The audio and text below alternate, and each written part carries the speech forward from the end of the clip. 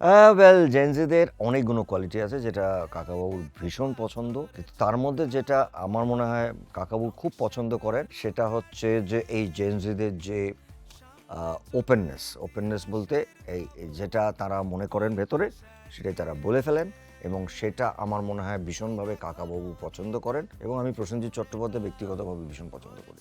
প্রথমত কাকাবাবু কোনো অ্যাসিস্ট্যান্ট নেবেনই না, কারণ তিনি যতদিন সন্তু আছেন কাকাবাবু ডাজন্ট নিড এনি অ্যাসিস্ট্যান্ট।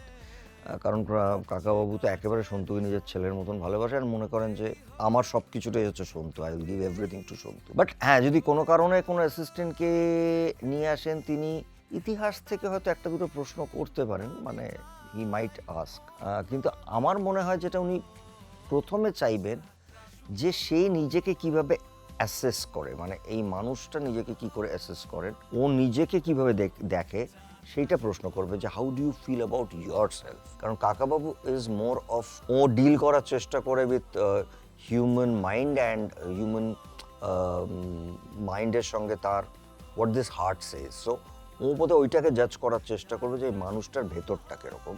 তো সেই জন্য বলবে যে how do you, how you define yourself, হয়তো এরকম একটা প্রশ্ন।